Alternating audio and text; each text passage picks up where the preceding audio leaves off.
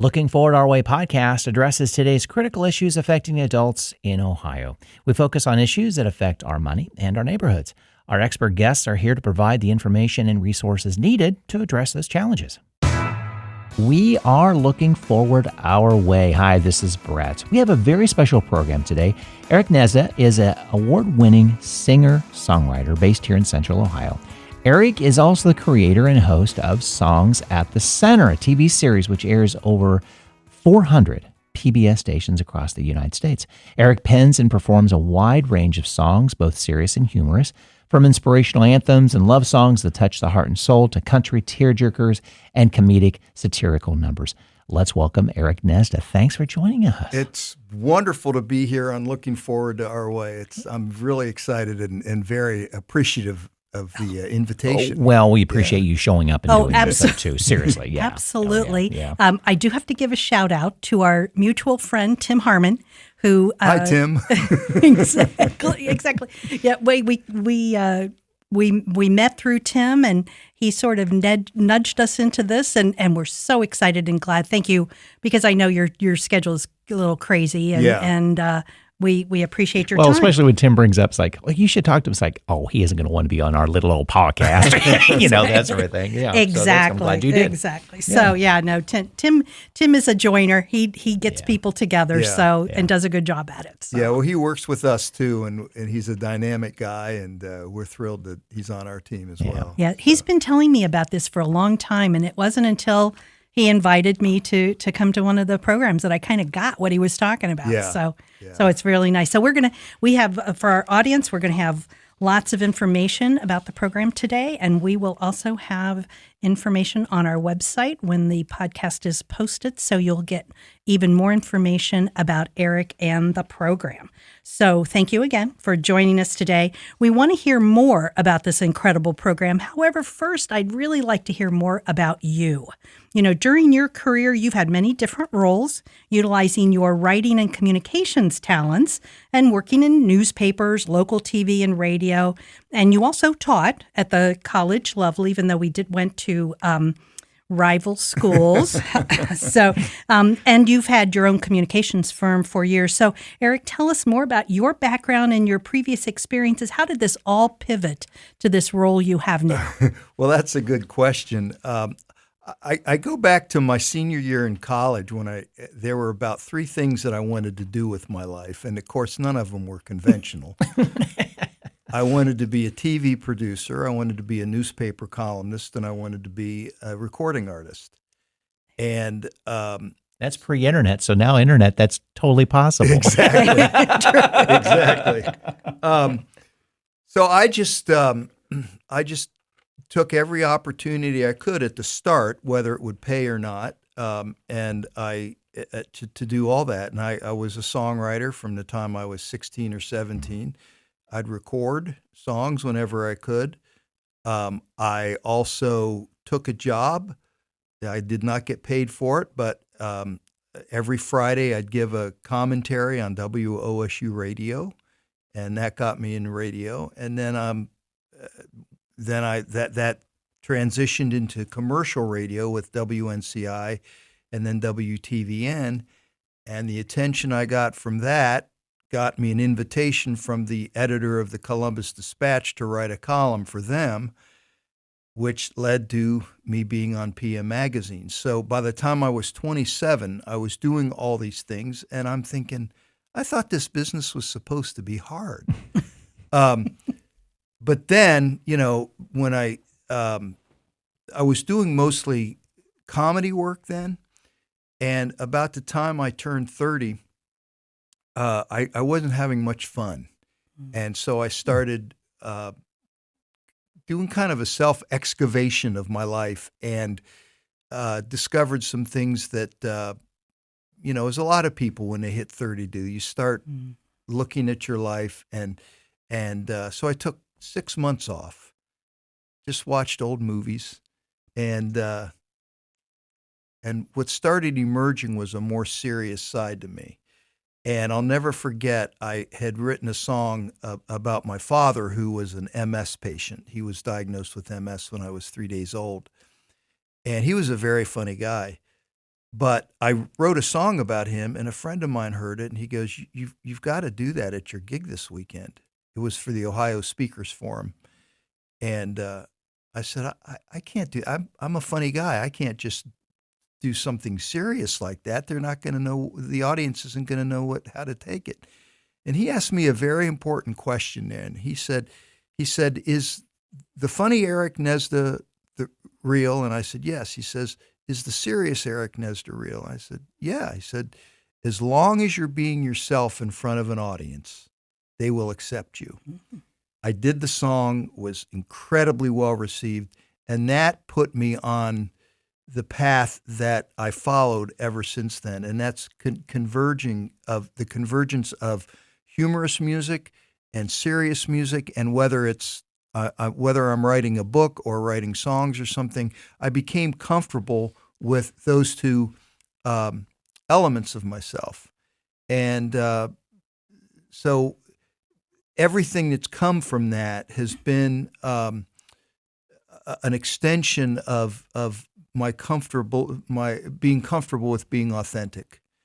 And whether it's, writing or producing a show or writing a song, it all comes from the same creative base. And I've been very fortunate. I've also made immense sacrifices, but it's worked together so far.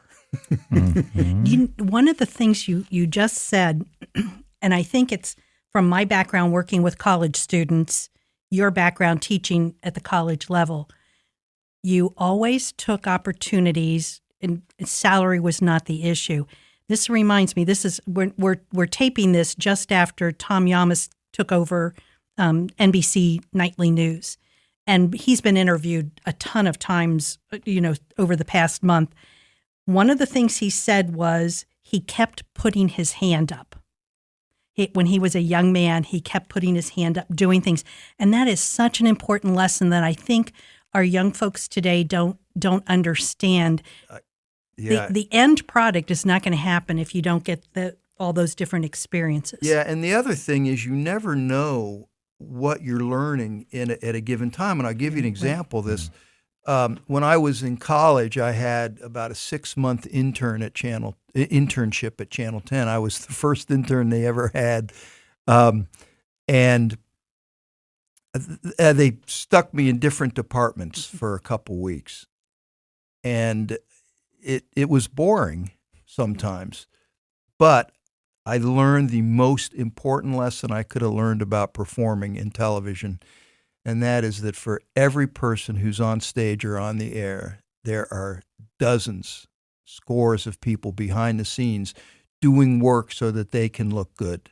Right. And how important it is to treat each of those people well, and because your existence depends upon them.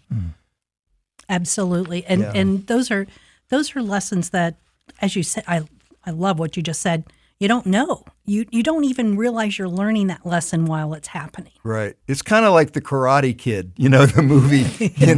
He's making him wash his car, but he's really teaching him something deeper than that. Yes. And you have to be open to those experiences. Right. Yeah. Well, storytelling through music has often been at the core of what you've accomplished. What inspired you to pursue this love of stories through music? Was it a specific event or experience? And also, have these various positions guided you on this path for so many years? How has it?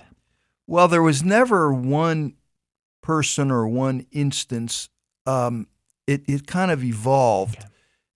But I will say that, there's such a thing in music as a story song. It's a genre. And I didn't really consider that a strength of mine. And when I started going to Nashville and just watching the great songwriters write, and I studied what they did, I realized that for the most part, they're telling stories. And they have 16 lines to do it. And I think it was that influence that got me doing that in my songs. And one of the biggest compliments I got was from a fellow Ohio songwriter who said that my songs were like Norman Rockwell paintings, that they have you can see what you're writing about. But that just kind of evolved, because when I was in my 20s, I didn't think I was a storyteller at all in my songs. Do you think that I've always assumed or understood country music to be more storytelling than other genres. Do you think that would have happened if you had been someplace other than Nashville? Well, it might have. It might have. And I think the reason that Nashville had such an effect on me is simply because of geography. Mm-hmm. It's 6 hours away, as opposed to going to L.A. or New York or something. But there's a line in a Bellamy Brothers song called "The Old Hippie," which was out in the 80s, and they say in that song, he gets off on country music because disco left him cold.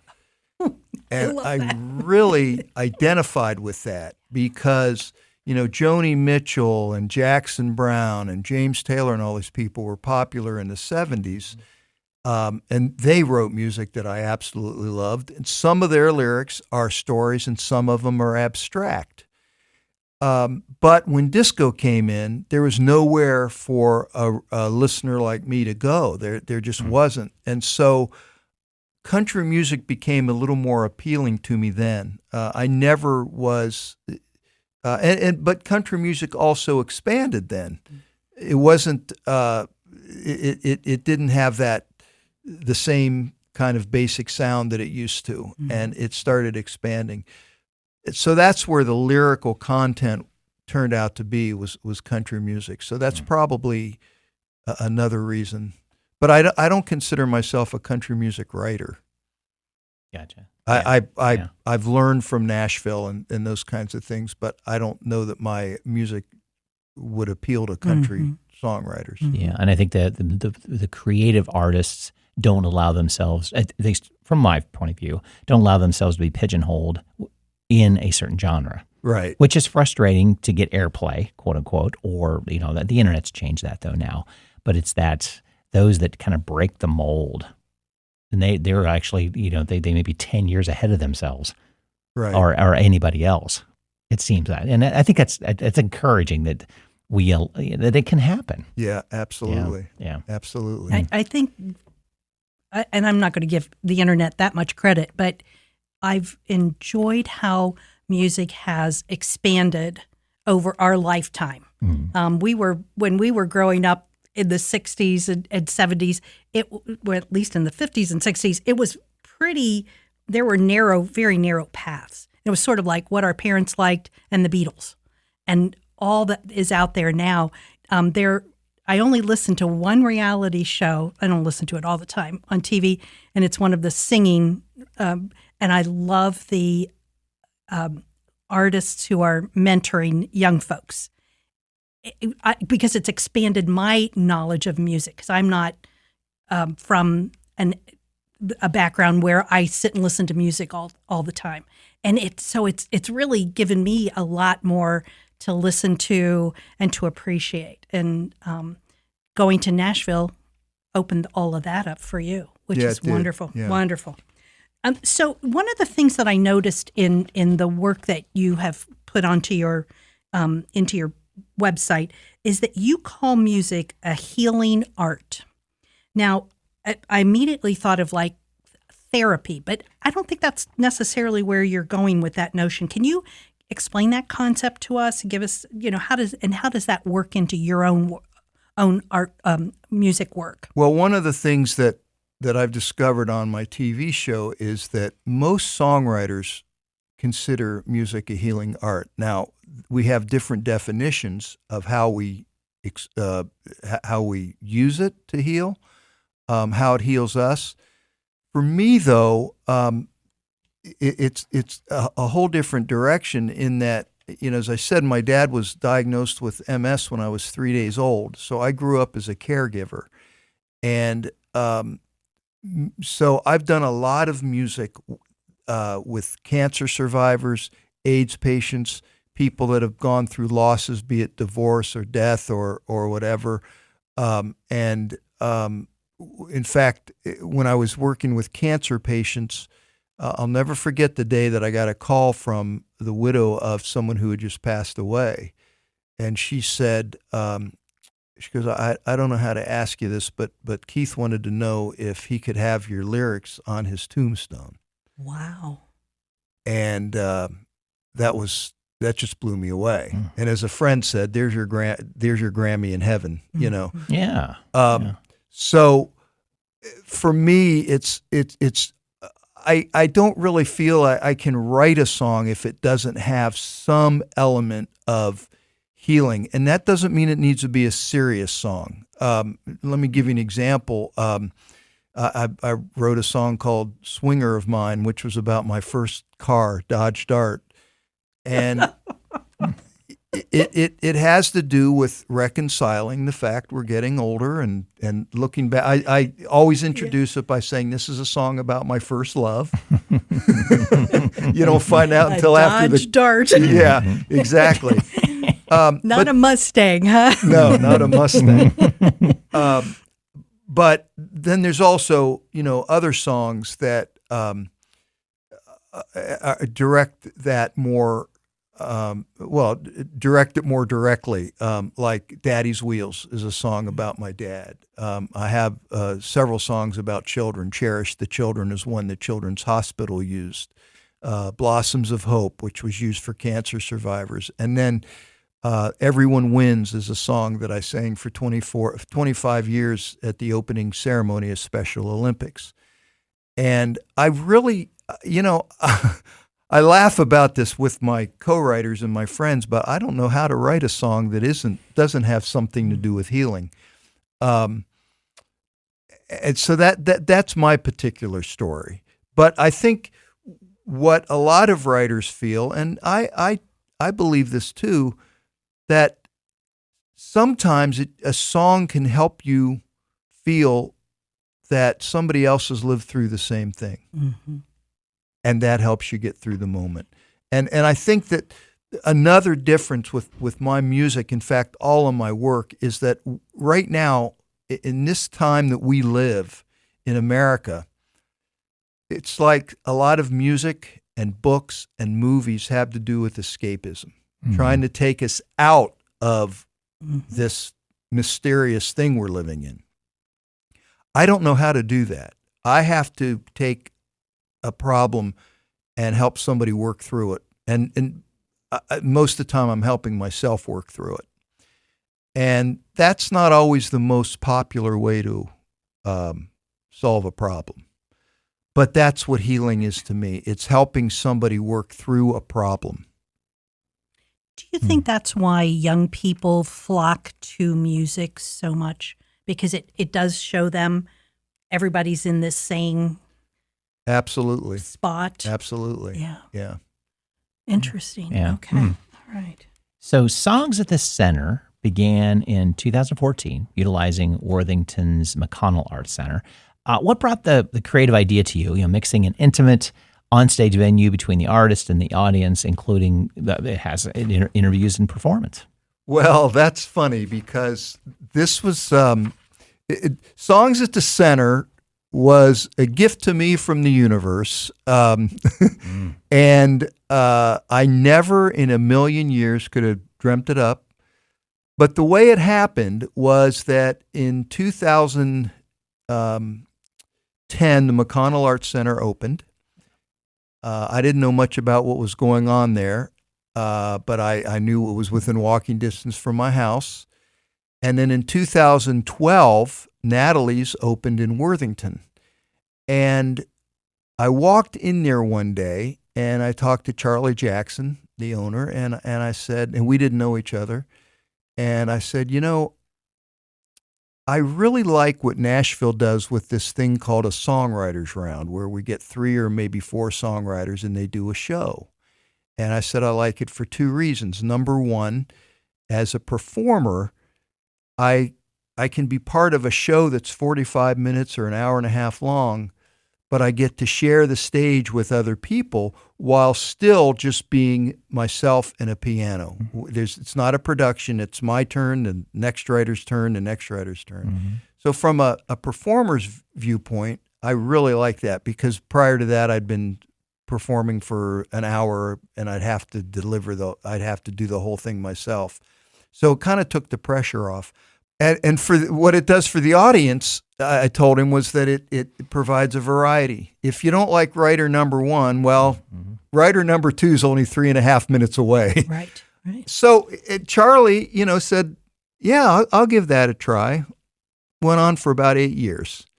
And in that, I discovered the joy, and I wasn't expecting this, but I found the joy of giving other people an opportunity and watching an audience like what they heard. Mm-hmm. That was brand new for me. And so it just kind of evolved into the idea of doing a television show. I took the idea to the MAC because we needed the McConnell Arts Center, because we needed enough space, and they liked it. And then we got a pilot tape together in 2014, and we got it on the air on Channel 4 for 5 weeks. And then WOSU heard about it, and they said, hey, if you can give us 13 shows, we'll put it on the weekend. So that was, I think that was 2015 it started. And 3 weeks into the show, Stacia Hentz, who's a wonderful programmer and she's been our champion all along at WOSU, she called us in and said, do you mind if I send this to a syndicator? And I thought, well, yeah. I mean, what do you mean? Well, she thought it had national potential. So we took it to a meeting that fall, and we got 165 stations saying they wanted to air it. And so it began airing nationally in 2016. So when you went from NBC4 to PBS, added that, they wanted more episodes from you and such. Yeah. What went through your head at that moment? Was it like heck yeah, or like, whoa? There's never been a heck yeah moment. Okay. There's been a funny moment, which I'll get to in a second. But it's we're under so much pressure, and there are so many things we have to keep track of. I mean, we're editing season 11 right now. We're halfway through the edit process, and I'm seeing stuff I thought we learned that 5 years ago, 6 years ago, right. And there's still problems. Yeah. And, so there was never a moment, yeah, let's do this. There was a kind of short period of a couple hours when, 165 stations said they wanted to air it at first. It was like, yeah. And then I was like, we got to get to work. We've got to get insurance. We've got to get our legal stuff together. We've got to get our graphics together. All this stuff that left me thinking, wait a minute, I got into this for the music. Right. It's now a business. It's now a business. But it's still in the arts, and it still is a combination of those three things that when I got out of college, I said I wanted to do, because I'm writing newsletters, I'm doing music, and I'm producing TV. And when you were in college and thinking of those three things, your definition of those three things were probably very limited because you didn't have that experience behind you. Now, I mean, it literally is, it's sort of like the world is your oyster. There's a lot out there when you're talking about editing and communicating. There's so much to do. Well, yeah, I don't know that I view it as the world is my oyster. I think the world is my complicated mess. But one thing that has always been part of what I'm doing, and I do not know why, but these opportunities come along, and I have the opportunity to put my own stamp on it. Mm-hmm. When I thought about being a television producer in college, I thought, I'd like to produce a show like Saturday Night Live or something like that. It never even occurred to me that I would own a company that produced shows. And I'll tell you that then in like 2014 or something like that, I was at, this is funny because I was at my financial advisor's office, and the idea of me having or even needing a financial officer is funny. But I was at his I was at his office, and he said, "What's going on?" I said, "Well, I'm teaching, making 12 cents an hour and blah blah blah." And I said, I kind of am kicking around this TV show idea. And he sits up, he goes, "TV show?" He says, "What is it?" Well, I had the pilot on my computer. And his first question was, "Who owns this?" Now, what do you mean, who owns it? I don't know. I'm going to give it to somebody to produce. We're going to do it. And he said, "You have to own this." And in fact, if I had not taken that tact, it never would have happened. Did I want to own it? Did I want the responsibility? Do I want to own it? Do I want the responsibility? No. But that's the trade-off. Yeah. You have to. Well, and ultimately he saw that you, number one, financially, yes, you should, but also you get to control where it's destiny. Exactly. If you hand it off to someone else, it's like, that's not what I wanted to happen necessarily, Right. But now you get to control it a little and control in a good way. Right. Yeah. Exactly. He was telling you to put your hand up.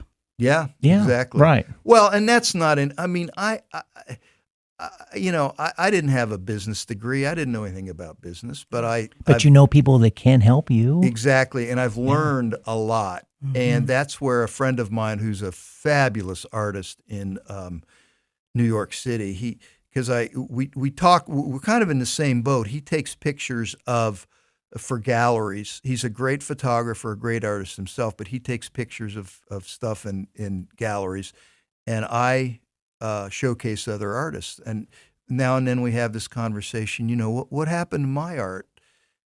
And he said, it's just redefined. I mentioned our connection. Yes. Our buddy Tim, he invited me to the performance with Livingston Taylor. And every time I told folks I was going to listen to Livingston Taylor and they'd give me this blank look, I go, James's brother, he may be there. You never know. But I can remember Livingston Taylor as an artist and performer when I was growing up. Some of your guests are pretty well known. John Oates from Hall & Oates, like one of my favorite duos. But others are not as well known, at least not to those of us who are not intimately in the music industry. Choosing your artists, what are you looking at? Do they have to be a published songwriter or only a performer, not songwriting? And who decides who you're going to bring in? Do you have that final say-so? Well, first of all, we've had on some well-known artists, as you said, like John Oates from Hall & Oates, Rodney Crowell, Janice Ian, who was very famous in my day. And a beautiful voice. Oh, yeah, and she's a lovely person. So, those artists are kind of, it's obvious. They have something to offer. They're singer-songwriters. But we also look for people, and I wish that I wish I could change the world so that they'd see it my way. And I'm sure that every guest, including yourselves, have that same wish. But for me, the most inspiring thing that I can get out of music is to hear one voice and one instrument perform a song that was written by the person singing.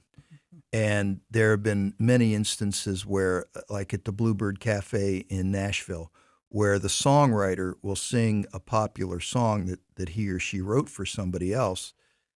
Their interpretation of it is so much different, but it's beautiful. And one of the examples that I use to illustrate this is there's a gentleman by the name of Mike Reed. And if you are not only a fan of music, but a fan of football, you remember Mike Reed as being the 7th draft pick of the 1970 draft. And he was drafted by the Cincinnati Bengals and played defensive tackle. And he did that for 5 years and then went to Nashville and landed on his feet, and he wrote a whole bunch of Ronnie Millsap hits and this kind of stuff. Well, one day I was at a songwriting workshop, and the coordinator of the workshop said, I want to play a demo. He says, I love to collect demos. And he said, this is Mike Reed with a piano singing I Can't Make You Love Me after he wrote it. And this is what Bonnie Raitt heard. And this is this is the tape she heard when she decided to sing that song. Well, I think hands down, Bonnie Raitt's version of I Can't Make You Love Me is one of the great records of the 19th century, or the 20th century. But to hear Mike Reed do it, it hits you on a whole different dimension. It's just because the song it was with no filter, coming straight from the heart of the creator. I should say the co-creator. He wrote it with Alan Shamblin. But, so when I talk about if the world would see things the way that I do, we're trying to showcase not so much the singer of the song, because everybody knows who those people are, but the people who write it, what their process, what their sacrifices are, what miracles happened along the way. And again, to go back to Mike Reed, he wrote this song, and when I think Alan Shamblin came over one day and said, "Oh, I heard this funny story or read this funny story in the news about some woman or some man who shot a car owned by his ex-wife, and he told the judge, you can't make a woman love you if she don't." And so for the longest time, they had this bluegrass tune, I can't make you love me if you don't, And one day Mike Reed was driving his children to school, and this melody came in. It was not bluegrass at all, as we know from hearing the song. It came in and developed the song. Those stories, to me, are just golden. Mm-hmm. That's what we try to achieve with our show, is to tell those stories, to show the art behind the art. Now, how do we choose people? We don't really have anything written down, but we try to make sure that they're making a living being a songwriter, that it's their one sole means of making a living, because that means they're serious about it. They have stories to tell, Just by looking at the pictures of the guests that you've had on your website, you're spanning a lot of decades and generations of songwriters. Right, and we want to get to more genres as well. Mm-hmm. Yeah, but most of the best guests are older, because they've lived life and they have stories to tell. There's a lot of great young writers, but you say, hey, what's the most meaningful thing that's ever happened to you in your career? What do you find most meaningful? Well, I like it when someone tells me they like the show. I did a good job. Other people who've got some life experience have much deeper things to talk about. Right. Nice. Yeah. Nice. Well, you've hosted hundreds of artists over the years. Your conversations with them, as well as the creativity of their music, they've inspired audiences. Do you have a particular artist that made an impact on you or the show or the audience that you could share with us? Well, they've all made an impact in different ways. I have a story I'd like to tell a little bit about Janice Ian. Janice, of course, she wrote at 17 when I was about that age. Mm-hmm. And that was a song kind of like Don McLean's Vincent. That was it was a very lightly produced song with deep meaning, which would never get on the air now. But at 17 was wonderful. And when she was, I think, 13 or 15 or something, she wrote a song called Society's Child, which was banned by all kinds of radio stations across the country because it was about biracial marriage. But the song was a popular song, and she was interviewed by Leonard Bernstein on his TV show, and it was a really interesting bit. But so anyway, Janice Ian was one of the people that by listening to, she was somebody that I learned to write from. Jackson Browne was another. Jim Croce was one.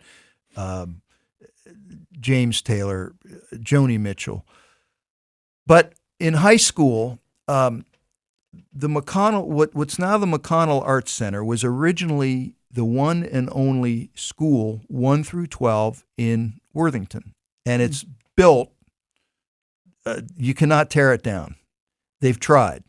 And so they used it as what we called the annex to the high school. So when I was in high school, we'd have to walk out the door and walk across this driveway to get to the annex to take all the courses that A, no one wanted to take, or B, no one wanted to teach. So health, driver's ed, this kind of stuff. So I'm in there taking a behavioral sciences class, and I'm sitting in the room that is now the theater for the McConnell Arts Center. And I'm bored, and I'm writing down song lyrics, Jim Croce song lyrics, James Taylor song lyrics, Janice Ian song lyrics. Well, I don't know, 30, 40 years later, Janice Ian comes into that room after it's been renovated, and I'm sitting as close as I am to you guys while she sings At 17. Mm-hmm. While she sings Jessie. That was a song that I remember hearing as I drove from a football game that was in walking distance from where we were. And I was a senior in high school, and Jessie's playing. And talk about music healing. That was I was identifying with that song. And there she was singing this song. And it just blew me away. I've got another funny story. This is about a guest. My Aunt Jessie died in 2015, and she left me a 2000 Dodge Neon. And how lucky can you be? Exactly. 15 years old. The car had about 30,000 miles on it. So this was a typical car that was driven to church and home by an older woman. So my daughters were learning to drive at the time, so I let them take my bigger car to be safe and all that. So my car is the Dodge Neon. Well, one day I get in it, and I'm thinking, nothing says success like being in your late 50s and driving a Dodge Neon to an adjunct professorship. Except a jacket with the elbow patches, exactly. Possibly. Maybe. That would be the only addition. That's right. And my phone rings, and I pick it up, and on the other end says, is this Eric? Yes, it is. This is John Oates. Oh, jeez. Yes. And so anyway, he'd heard about the show, and he said he was coming through town and wanted to know if he could be a guest. Nuts. Yes. Yeah, that is, isn't it? Wow. Goodness gracious. You do have an interesting list of contacts on your phone now, don't you? I would probably look at the caller ID going, John Oates, come on. Well, it didn't say John Oates. But you know what I mean. Yeah. Exactly. And then I had to call him back. It was nuts. It was like the Keith Hernandez episode in Seinfeld, where it was nuts. Yeah. But he's just a wonderful guy. And I've since been in contact with him here. And then when he wrote his book, I got some autographed copies to help a local bookseller sell them. Yeah. So, yeah. Wow. Nice. Well, no one would have ever thought of Columbus, Ohio as a hotbed of the music industry, needless to say. So creating this program is pivotal. The choice of being here, based here, and getting people to come in, getting guests to come in, you've got to have a whole series of challenges being having Songs at the Center located here in Columbus. What's the catalyst? How has it strengthened our local music scene? Has it increased opportunities for young people here in Central Ohio? to be in music? Well, let me start off by telling you something that Tom Douglas said to me. Tom Douglas wrote a bunch of hits. One of them was "The House That Built Me" for Miranda Lambert. It was the Academy of Country Music Song of the Decade, and just a wonderful song. But we were at dinner one time, and he said, "A music show in Columbus, Ohio. It's so wrong, it's perfect." Oh, wow. Good for him. He was a smart guy, Yeah. wasn't he? Yeah. Oh my gosh. Funny. I don't know. But sometimes you think, why not, though? Well, see, Why not? That's the thing. And this goes back to what I was talking about, that, I for whatever reason, I'm always thrown into these situations where I have to create my own thing. Mm-hmm. It's not that I don't want to. I'm happy to join somebody else's idea, but it's just never been in front of me to do that. So I think often about, maybe it doesn't really matter where we are. Because we certainly have enough people coming through town here. And of course, we fly people in and put them up, and our budget allows us to do that. But it's not like we're in North Dakota, which might really be an issue. Timbuktu. Exactly. Yeah. No. But yeah, I mean, I'm here, and I've made choices for various reasons to stay here, and it's in Columbus, Ohio. Wonderful. Mm, We're yeah. glad. Thank you. So did your travels away from Ohio provide any perspective on what you could accomplish here at home, given your connections in the music industry? I mean, are the challenges of working in this industry the same regardless of where you live? Well, we were talking about the differences that the internet and technology has made, and that's one thing, and this is just recent, but it matters a whole lot less where you are, because it used to be that these A&R people from record companies would have to go visit people, and they'd have to watch them, and now they just get on the internet or hear about TikTok videos that have, shaken the world, and that's how they do a lot of their recruiting for the record companies. But for me, the traveling, I've always been on the road ever since I was in my 20s, because while I was a songwriter, I was also a speaker, and but it was funny because I do music in my presentations, and so the music industry was thinking, well, he's not really one of us, and the speaking industry was thinking, well, he's not really one of us. But that, I got to see a lot and learned a lot about audiences and people. And I think that, as I alluded to before, the biggest influence for me was when I started going back to Nashville and really learning from people. I talked to a music publisher who said, the Bluebird Cafe is my church. He says, that's where I go and I listen and I learn stuff. And that's true. And I see, that's the thing. That's what, to me, separates people who really, really want to be a songwriter, who love the craft, and those people who aren't really committed to it, who are just they're play acting. Mm-hmm.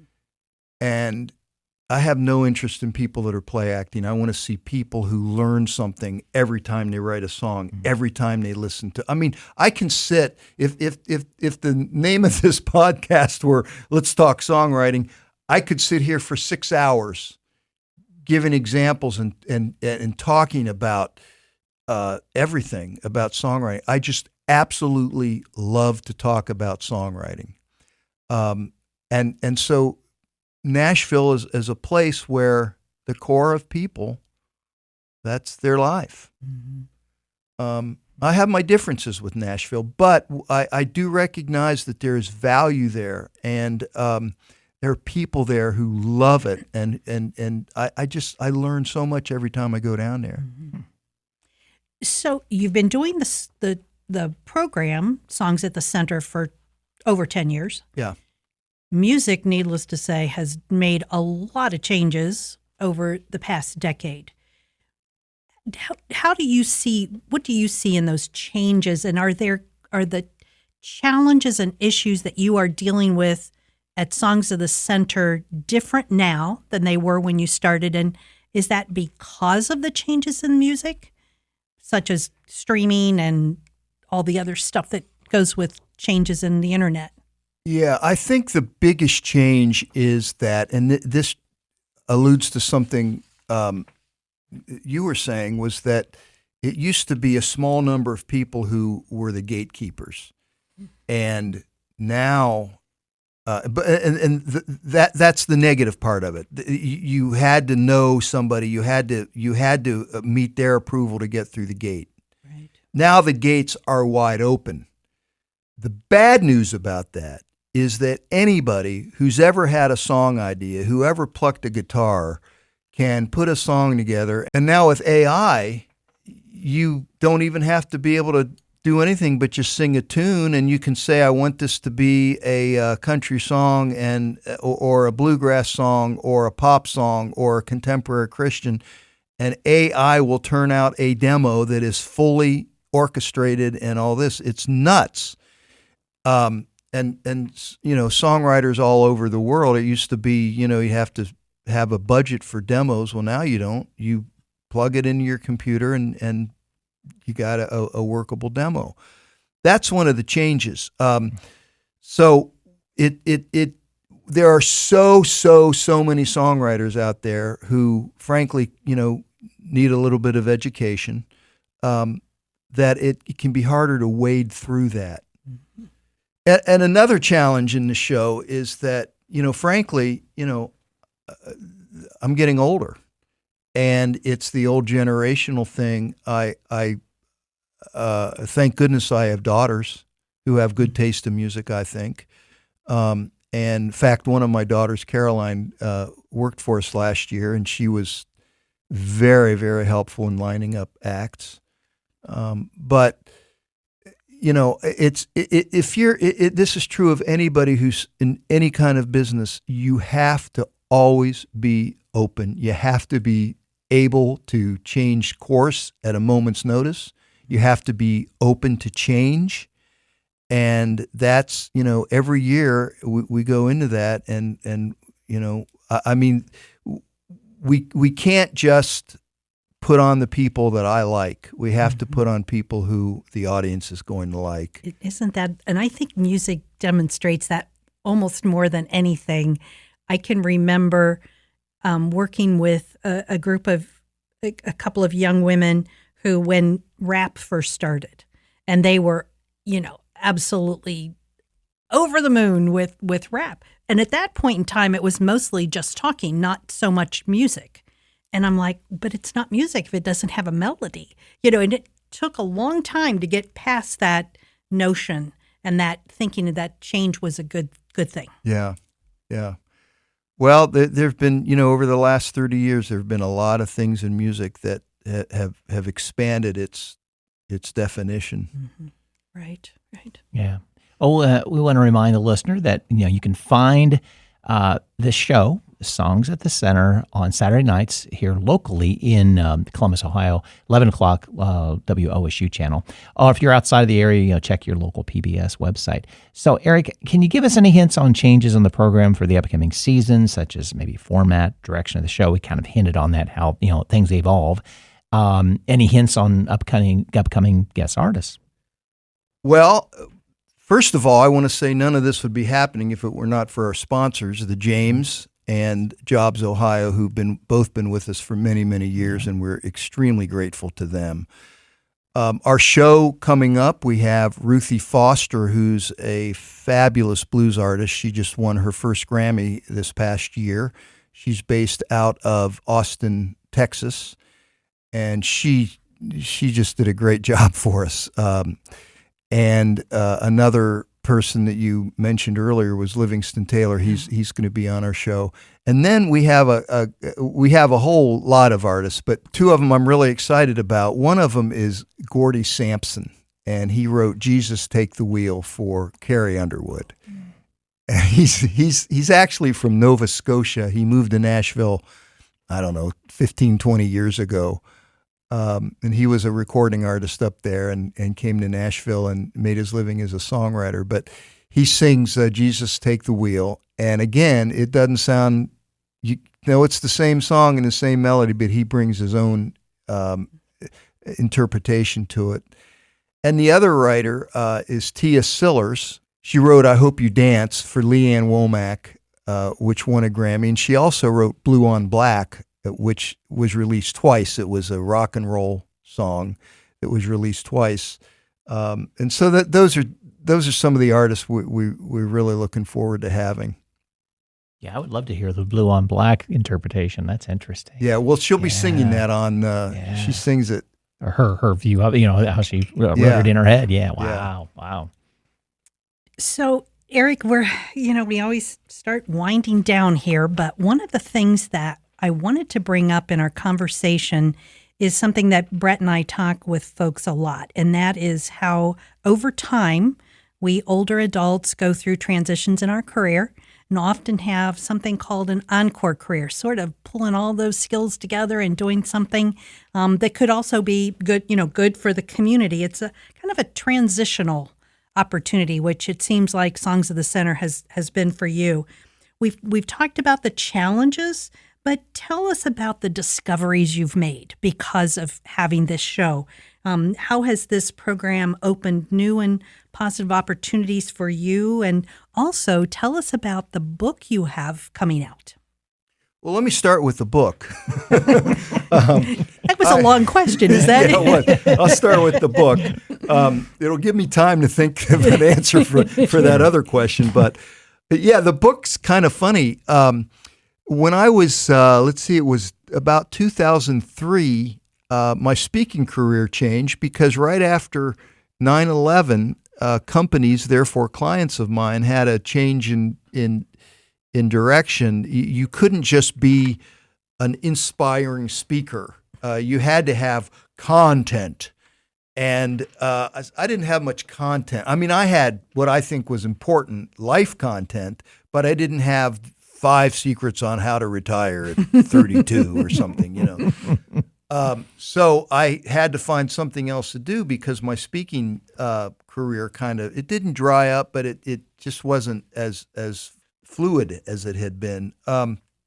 I started looking at all kinds of other professions, and which I don't need to go into, but there were multiple professions I was looking into, and one of them was writing. And so I took a writing course at Ohio State, and boy, I was 40, I was in my early 40s and walking into a class at Ohio State in which everyone was the age of, I could have had kids that age. It was really strange. Well, and they look like they are 12, right? Exactly. But I took a course in this thing called creative nonfiction, which was taught by a gentleman who ended up being a very, very close friend of mine. His name's Steve Kusisto, and he's a blind author and wrote a book called Planet of the Blind. But this creative nonfiction was something that Truman Capote kind of invented. He's one of the people given credit for doing this, where he'd take a story, whether it was his own or his story, what was the name of it? In Cold Blood. His story in Cold Blood, and he'd create things that happened. They were true. They might not have been literal, but they were true. You know what I'm saying? And so Steve wrote a whole memoir with this type of approach, creative nonfiction. So I, in 2003, wrote the first chapter of what turned into a memoir. And what's funny is that chapter turned out to be the final chapter of the full memoir. and the full memoirs. But in that time, I went to graduate school. I got my MFA, and the show developed. I was done with one version of the story before I even started the TV show. Over the last 10 years, I've had more to add to the story. So, and I just write it when I have time. So it's a life story that basically took me my lifetime to write. But so you only have one book in you then. Exactly. So I wrote that, and the title is still being developed, but the book is done, and I signed a publishing deal with a traditional publisher in March. So we're going to start editing it this month. So I don't know when it's coming out, probably late fall or the winter. But thank you for allowing me to talk about that, because that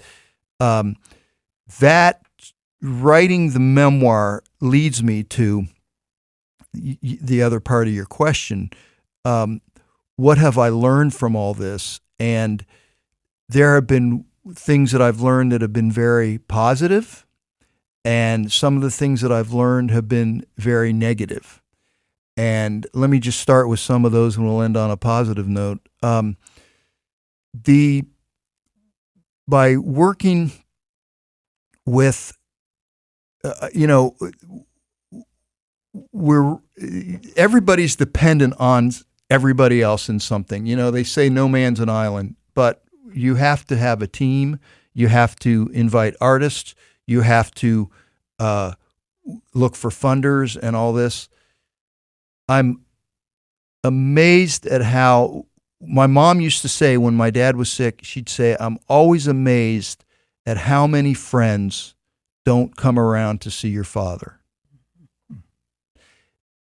But she was just as amazed by the people that you'd never guess in a million years would show up, and they showed up to help. That's kind of the way it's been with the show. I'm amazed at the people that I assumed would be behind it and pushing for us and helping us for whatever reason, for a variety of reasons. But the people, I'm also amazed at the people I could not have guessed in a million years would be behind us who are. Mm-hmm. So that's one thing I've learned. On the other hand, the positive things is that, when it comes to being an artist, I don't think that it's a profession you choose. It chooses you. And, we found that out from, all of the artists. And I have to say, I've not disliked anybody we've ever had on the show.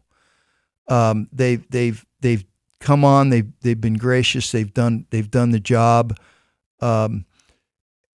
But I'm just always renewed by their enthusiasm, by their backgrounds, by how they got to being songwriters.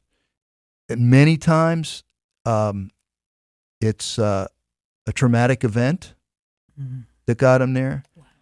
A lot of them grew up lonely, and which gives me more motivation to do the show, because I'm thinking, what if there's a 13-year-old kid in Des Moines who's feeling lost, and he sees some other songwriter on our show talk about how he was lost or she was lost, and they picked up a guitar. Well, maybe that will have some influence on that kid. Maybe there is a disabled veteran who cannot get out to see a show, who sees our show. It helps them, So it's been largely a positive thing. And I will also say that, like anything else in life, I'm not going to know, I may never know the effect that the show has had on other people. But the effects it had on me, I may not know until 10 years from now, 15 years from now. That's just the way life is, unfortunately. Or fortunately. Yeah, that's true. That's fortunately. True too. Yeah, exactly. Yeah. Just a reminder that, the show's on Saturday evenings, 11 o'clock. It's also on the free PBS app. as well as other streaming platforms. We're very fortunate to have a wonderful public broadcasting collective here in our region through PBS, NPR, and WOSU.